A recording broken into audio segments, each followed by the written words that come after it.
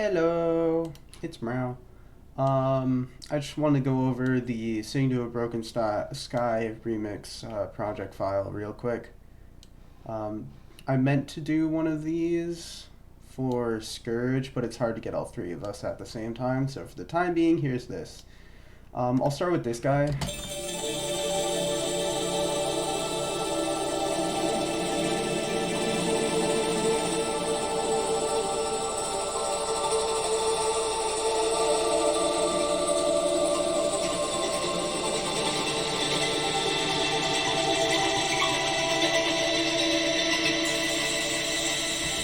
Right, so this is a resample of the original project file, which I actually have, and I'll go over this probably at the end.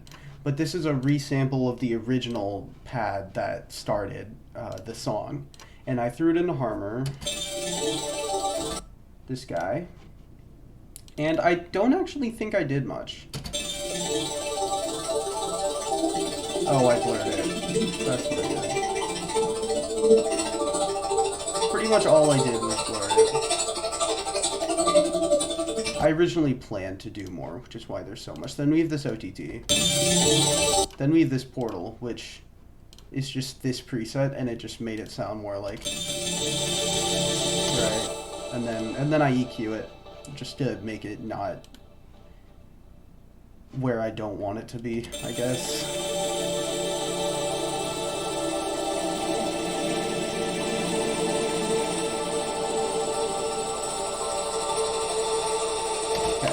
Now we have this guy, which again, without any post-processing, is just the lab soft piano playing the chord progression for the song, which is I just copied the entire piano MIDI over. It's G, D minor, G minor, D minor. I think this is actually an E like diminished chord. Let's check over here. G minor, D minor, E, G, D, E minor 7, or E half diminished, I guess. Yeah, E half diminished, and then D minor again. And then it repeats, basically. Right, that's the chord progression. Oh, I kept this guy on. Oh, okay, he just comes on.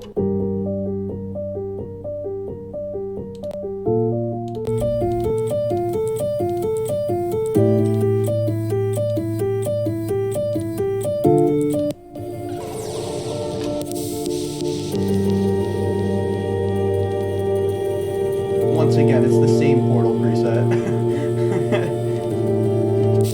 and then we got this guy. This part's like where I actually pulled some sound design.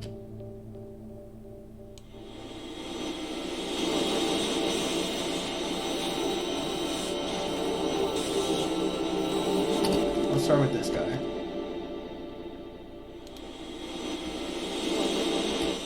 Right, so this guy is actually, I think it's...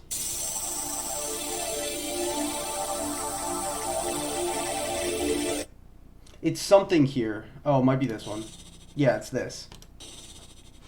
Right, and I'm playing it backwards so it fades in. And I'm not really doing anything else besides processing it. So without the processing, it's... Right, and then with the processing, pretty much the main thing with the processing is, you guessed it, Chordal Clouds preset.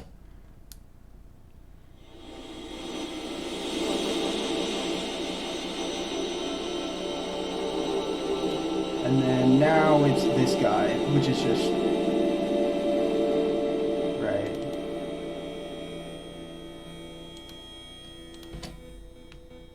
It's just the same thing again. Then we have this guy.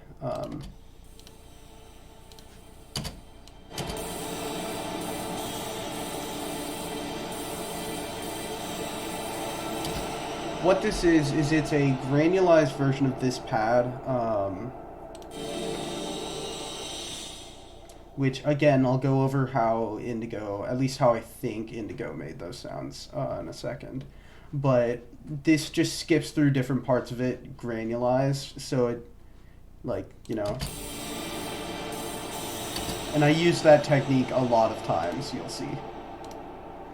This one's a different sound, and I'll get into that later. But, yeah.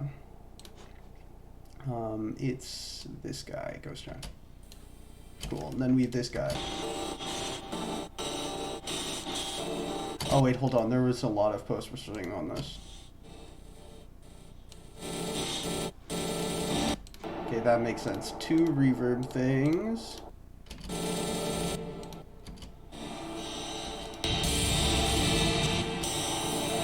And then a pitch shifter adding a little under a half volume of a second octave. Right, and then it's about that loud. And then we have this guy. And then we have this guy.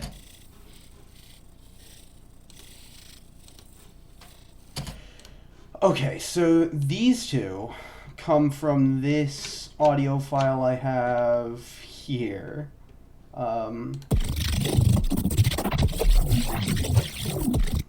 Which is a sine compression bass thrown into a granulizer, thrown into Edison, and then I put blur on it. I doubt I can even find the... Yeah, I'm not going to be able to find the original for that. But yeah, that's what it is. And so these two are this audio file instead. Just to add another, like, weird texture to it.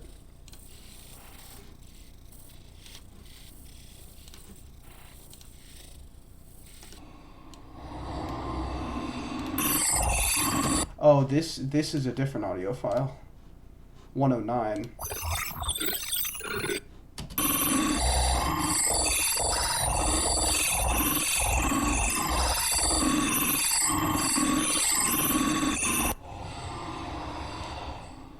You can't even hear it, so I'm not really going to go over it, but yeah, there you go.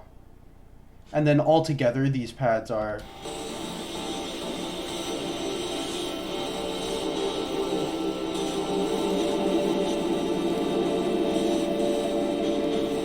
Cool. Then we have this guy.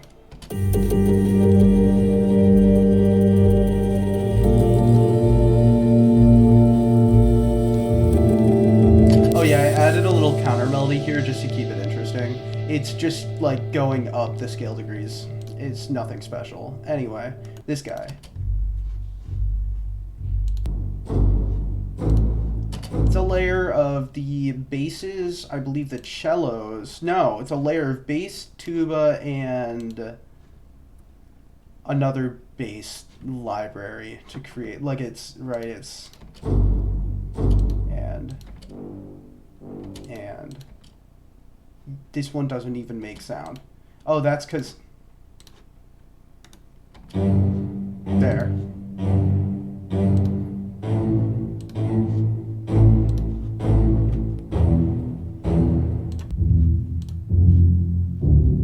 And it's just being low pass.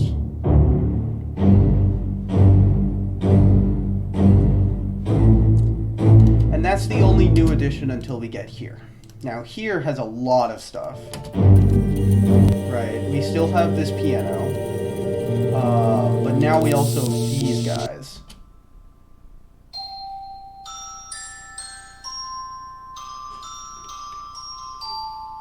This is a copy and paste of the MIDI from the other, right, the original project file, which I'll explain at the end. And then we have this guy.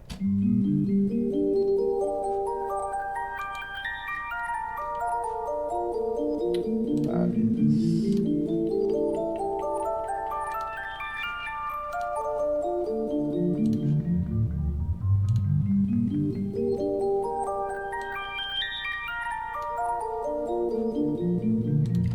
So this sound is, the way it works is it has the shepherd's tone unison on a sample that goes back and forth. And then as I modulate the center, it goes up and down. Let me pull up this preset on a single note and hope I don't dox myself, because that would not be good.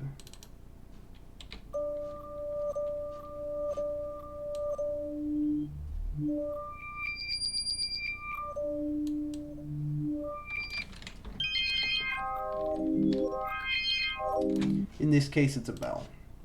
Right, and that's what that sound is. What is this guy? Wow. Why is he here? Anyway. And then there's the macro automation. And then we also have this guy, which is actually the exact same pad I used in Scourge, but processed slightly differently. And I always use this pad, like, everywhere. It's just... it's a pad I made one time that just works whenever I try to use it.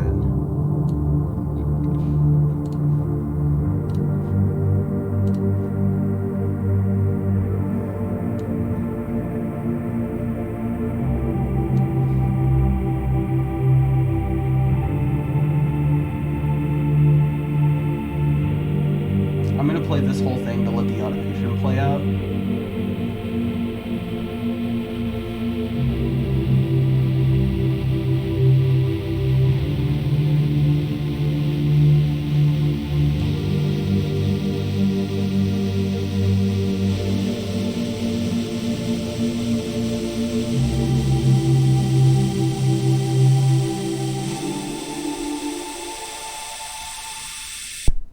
Okay, so this pad, if we take off all the post-processing, the filters are also doing stuff. So it's operator 5 is a tiny bit of noise and an extra tone, but the tone mostly just gets high-passed out. So operator 5 is some extra noise in the high end. Then filter 1 is a low-pass everything else, basically. And what it is it's just tweaking knobs until I found what sounded right. It's just like a typical FM pad.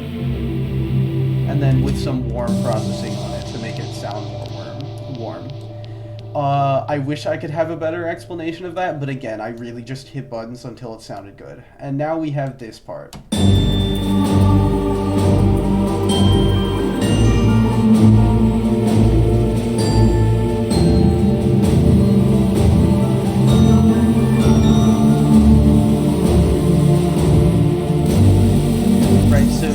Everything is fading in. We still have, and we still have these guys.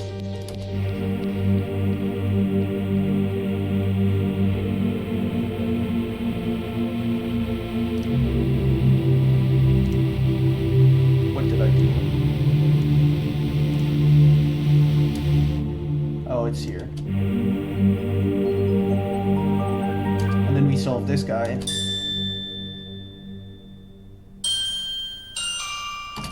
And we're fading in a lot of other stuff. So I'll start by explaining the simple part.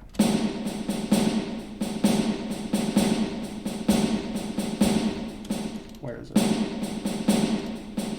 Which automation clip is it? Oh, wait, yeah. So we have a concert snare drum, right?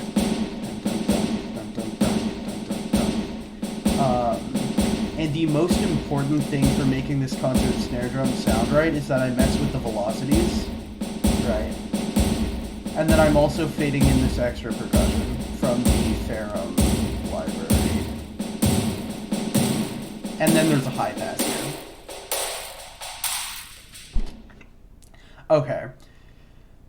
And then I will go over this sound, but I'll go over it more here. So this sound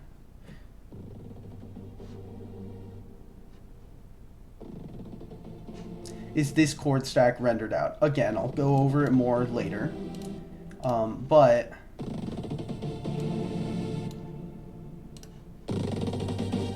it's just a bunch of processing to have it fade in, right?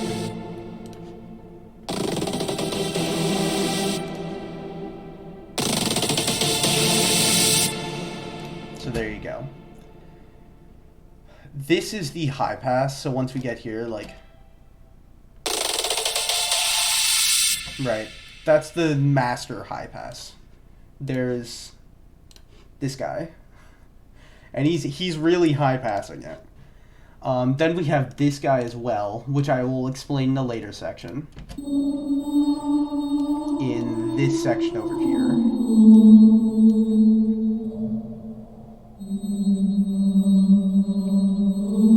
Oh, I think I'll... Anyway, and then we have this guy.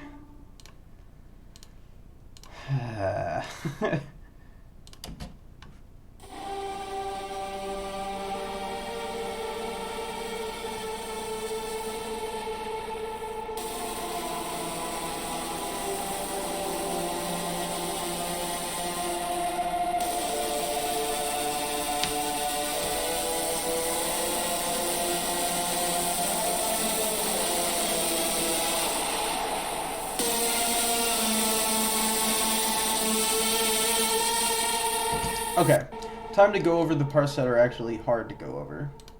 We have typical drums.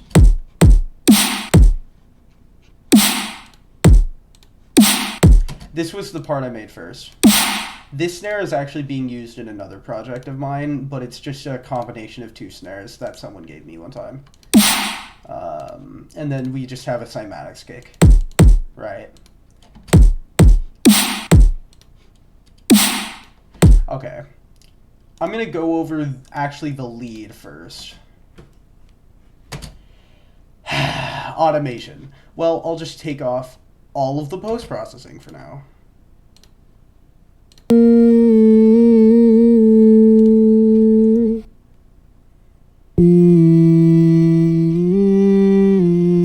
So this is Indigo humming into their microphone. It's in the original project. And I assume they put some form of auto-tune on it. That's entirely what this is. I have two layers. If you noticed, I have one that is an octave up. So we have, right, and then we also have,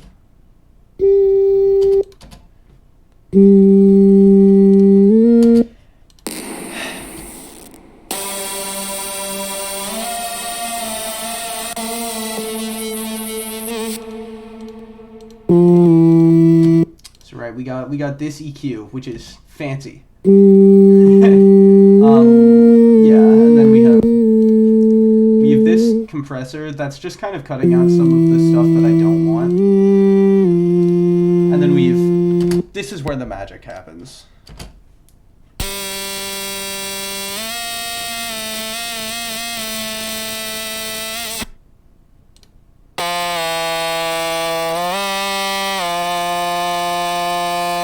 I basically just used trash to do a bunch of different distortion modes for this to sound like super, like, just distorted. I just needed something that didn't sound like someone humming to work off of. So I came up with, right, and then this guy, a tiny bit of reverb, and then we have this, which is hyperdimension chorus. So let's go with this, right?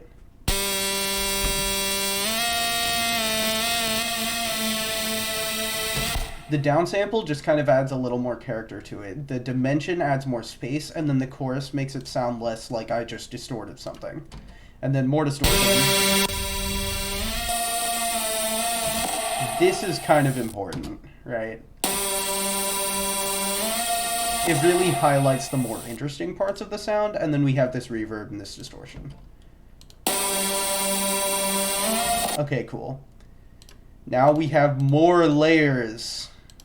I'm doing this trick again, where it's up an octave, but slightly less. And then originally also this guy. But I was like, that's too much. Pretty much all these wave shapers are just saturation.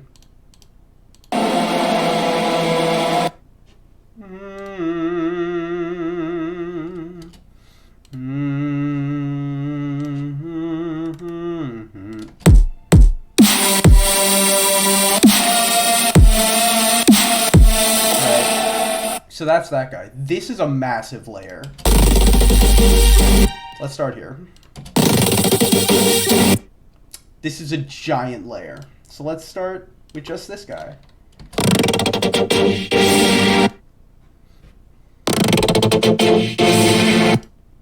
Right.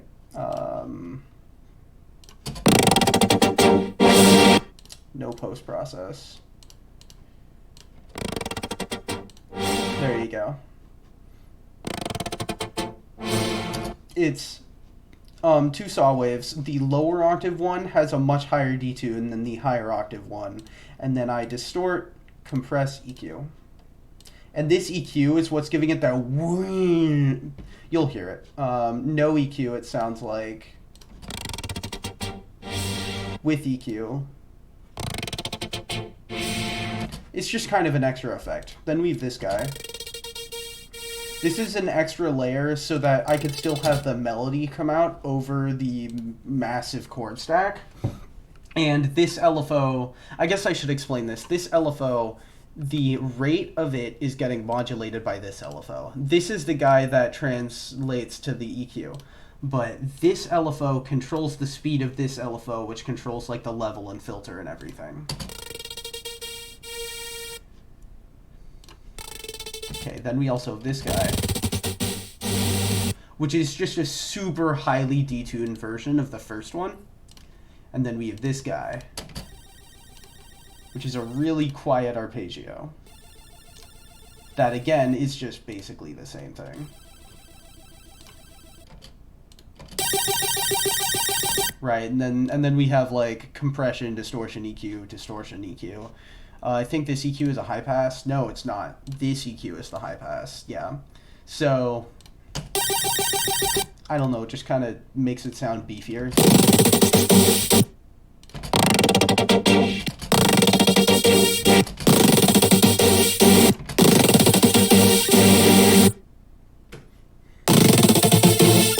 To go over the actual chord voicing I have, I'm not using the 5. For some godforsaken reason, I don't know. This sound is scraps. I guess I'll go over it later, but not right now, because I still have more layers to this guy. Insert 17. This is a trick I like to do sometimes, where I have high-pass noise that's highly distorted. Right?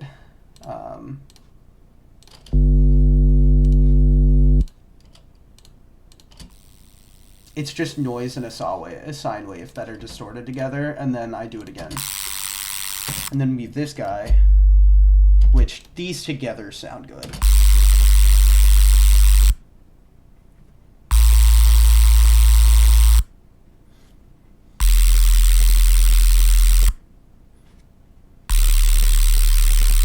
Right, and then we also have this guy.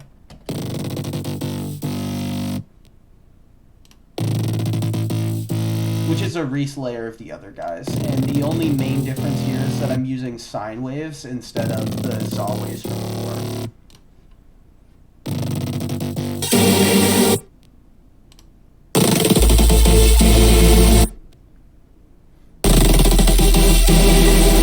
Cool. So that's this whole drop. I guess I will go over this one scrap sound.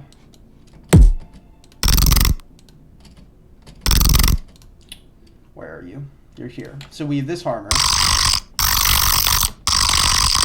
I have no idea what audio file this is, but this is a glitch step sound design thing. I've done it before, where you just take like something that's really weird, high-end heavy.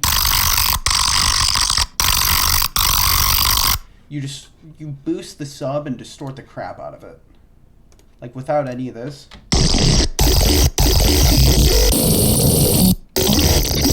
Whoa.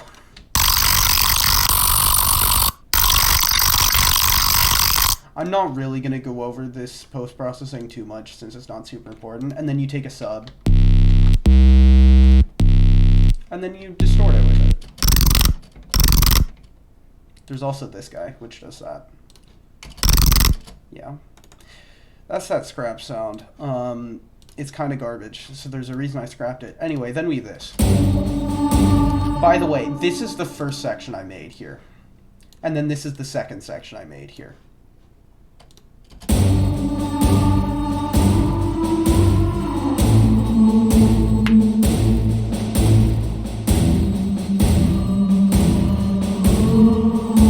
So this section, once again, is another clip of...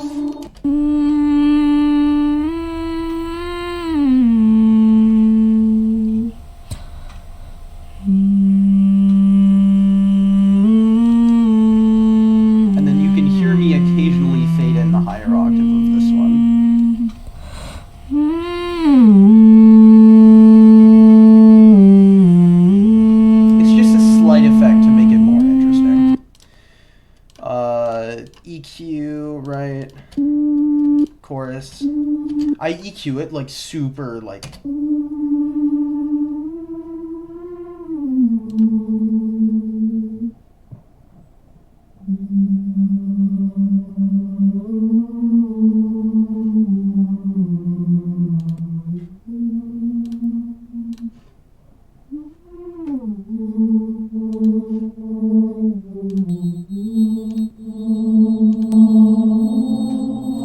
The way this frequency shifter works is well, it's being a ring mod, so that's what it's doing.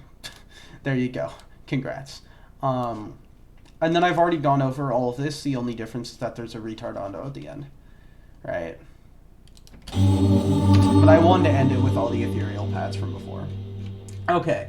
The original project file. Let's see how long this takes to load.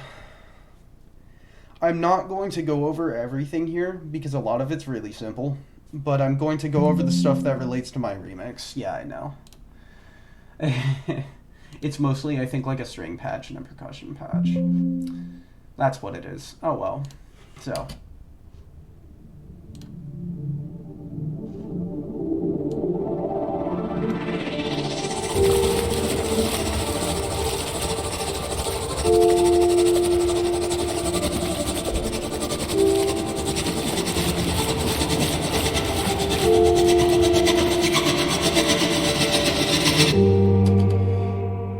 Yeah, I don't have that string patch, so. Anyway, this all. Right, the low pass pad, it sounds like. Where is it? Oh, it's this guy.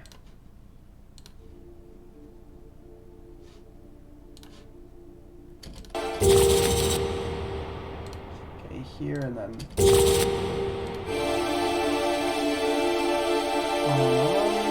This guy. It's a super saw. Who could have guessed?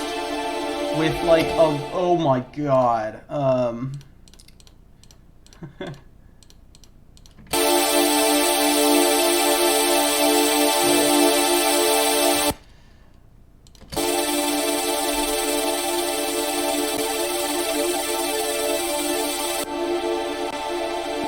It's basically just a super saw with a lot of reverb, and then they throw it into a granulizer, so they get this. They're automating the panning and a few other things, but the granulizer is really what makes it like. Same goes for the water sound here.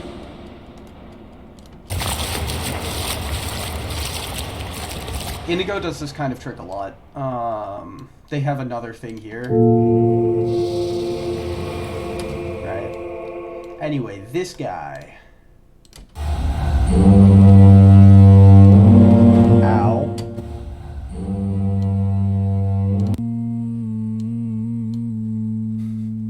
It's exactly what I did. Is this like a... Okay, I don't have it. That explains why it sounded so awful. We have, let's see, 1, 2, 3 there.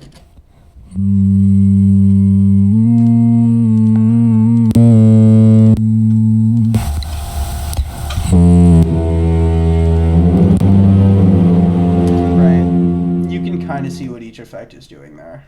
They have a bunch of other effects, and then like...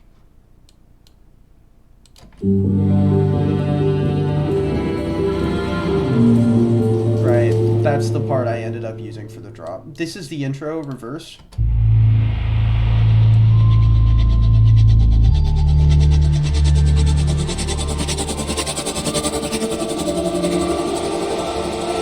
with a lot of reverb. I actually didn't know there was an alternate ending to this. Yeah, they just have some extra effects. Again, made in a granulizer.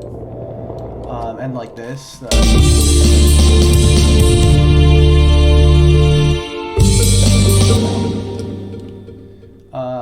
Okay, what is this part?